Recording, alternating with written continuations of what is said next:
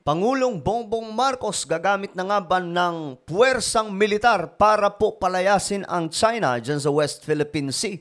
Yan po ang ating alamin. Pag-uusapan ngayon dahil mayroon pong lumabas na balita tungkol dyan.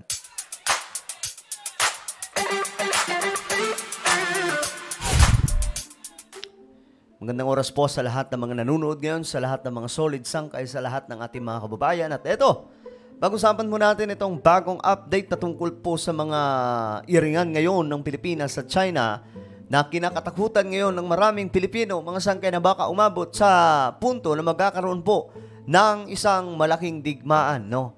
Marami po tayong mga nababasa sa social media na may mga nagpapanik, may mga natatakot mga sangkay. Pero relax lamang po, relax. Ito po, may balita po tayo dyan patungkol po sa nangyayari sa West Philippine Sea.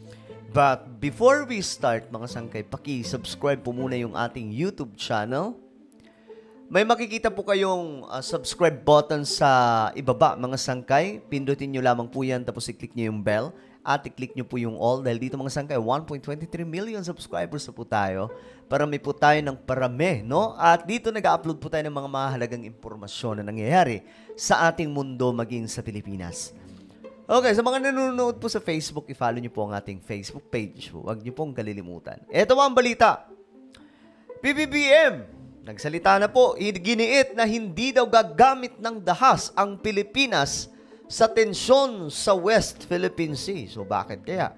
Hindi gawain ng Pilipinas na magsimula ng gera. Yan ang giniit ni Pangulong Bongbong Marcos Jr.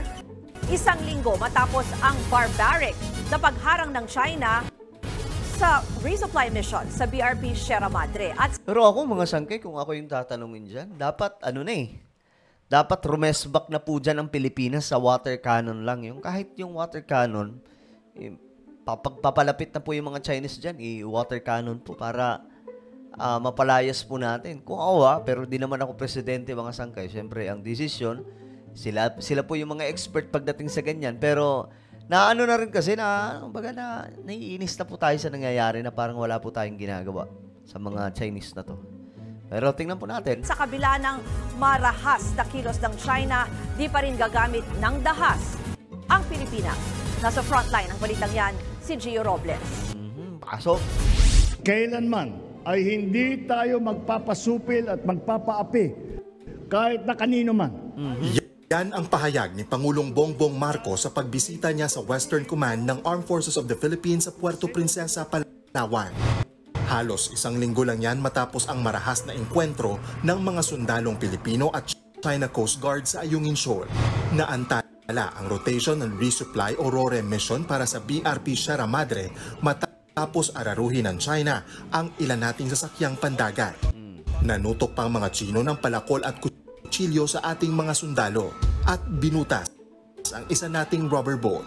Taliwas sa mga sinasabi ng China na tayo ang nambubuyo. Giit pa ng Pangulo, hindi tayo kailanman gagamit ng dahas o pananakot. Hindi rin daw tayo mananadyang makasakit ng iba. Isa umanong responsableng bansa ang Pilipinas at patuloy nating ipaglalaban ang ating karapatan alinsunod sa international law.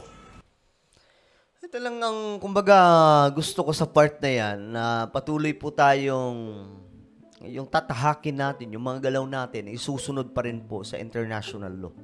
Kumbaga, wala tayong aapakan mga sangkay. Kaya nga lang, no, parang, nakakainis na po tingnan. Kagaya po nito mga sangkay, last time na nangyari, di ba? Ang tindi ng ginawa ng mga Chinese na ito, tapos magsisinungaling pa po sila sa media. Sinasabi po nila na tayo po ang nanggugulo, di ba? Pero kitang-kita naman po sa video kung sino talaga. Hindi rin daw gawain ng Pilipinas na magsimula ng gyera at layon lang daw ng pamahalaan na magkaroon ng mapayapa at masaganang buhay ang bawat Pilipino. May mga dyan, may mga nagko-comment na, di ba, yung mga natatakot, yung mga nagpapanik, mga sangkay sa nangyayari. Sinasabi po nila na ang solusyon ay pag-uusap. Maraming beses na po sinubukan ng pag-uusap mga sangkay, kaya nga lang, kahit po yung Japan at India, sinasabi po nila na okay kausap ang China, pero yung galaw nila, yung actions nila, hindi po tumatama sa kung ano po yung napag-uusapan. So, ito rin po ang nangyayari mga sangkay at hindi nga po natin alam. Kasi after po bumisita ni BBM doon po sa China, tapos after ng pagbisita din ni BBM sa US, biglang ganito po ang nangyari, no? So ano ba ang nangyari mga sangkay? Ano ba ang naging resulta? Mukhang may mga nalaman po dito ang presidente ng Pilipinas kung kaya't nagbago po yung polisiya pagdating po sa West Philippine Sea or let's say foreign policy. So ngayon mga sangkay, ang kinakatakot ng marami na baka humantong tayo sa digmaan. No? At totoo naman yun mga sangkay, pwede po talagang humantong. Do ako bilang kumbaga yung opinion ko dyan, hindi naman talaga papasok ang China dyan sa gera. May patibong ang China na tayo ang mauna sa digmaan. Yun po yung mga nakikita ng mga expert. Pero siguro nagpapakitang gilas tong China sa international Kasi malago sila ngayon Mayaman yung kanilang bansa ngayon. Parang sinasabi nila, hey, mas makapangyarihan na kami ngayon kaysa sa Amerika. Parang ganun po yung kanilang sinasabi. Pero sa kabilang banda, sa iringan ng Pilipinas at China, sa iringan ng China at Amerika, tayo po naiipit dahil sa West Philippine Sea, di ba? Una nang sinabi ni na Executive Secretary Lucas Bersamin at Philippine Coast Guard spokesperson for the West Philippine Sea, Commodore J. Tariela, na hindi maituturing na armed attack ang girian ng China at mga sundalong Pinoy nitong Lunes. Posibleng isa lang daw itong misunderstanding o di pagkakaunawaan. Pero nababahala ang Amerika sa tumitinding tensyon sa West Philippine Sea. Ayon kay U.S. Assistant Secretary of State for East Asia and Pacific Affairs, Daniel Crittenbrink, naging irresponsable, agresibo at mapanganib ang mga aksyon ng China. Tiniyak din nilang mananatiling matatag ang alyansa ng Amerika at Pilipinas.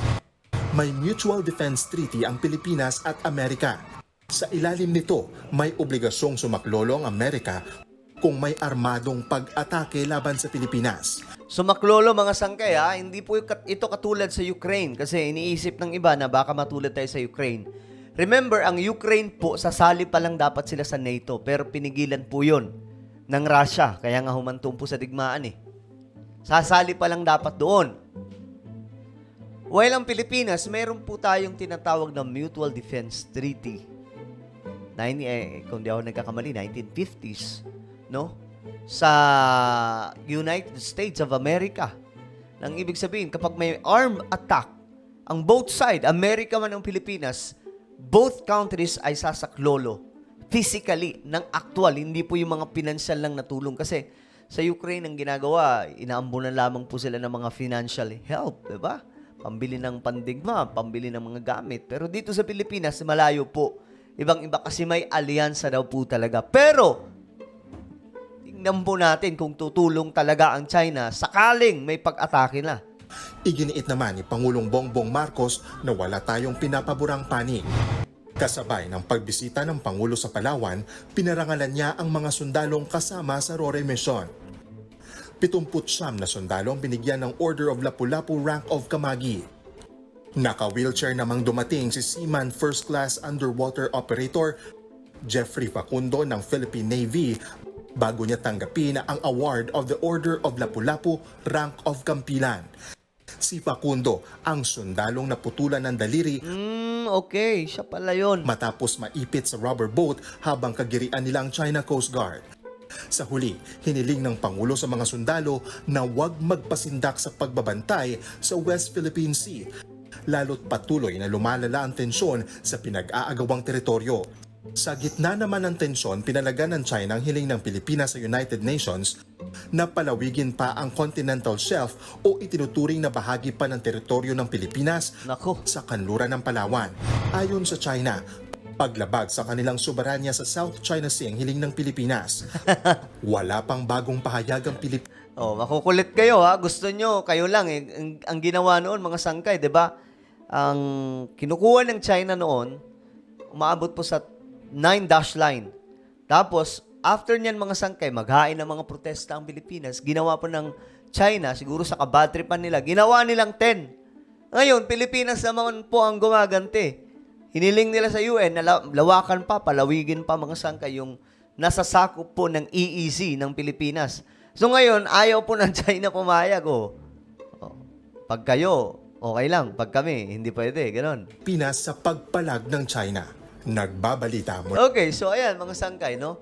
Ano ang inyong opinion tungkol dito? Tingin nyo ba tama ang desisyon ni BBM na hindi po tayo muna gagamit ng puwersang militar sa tensyong ito?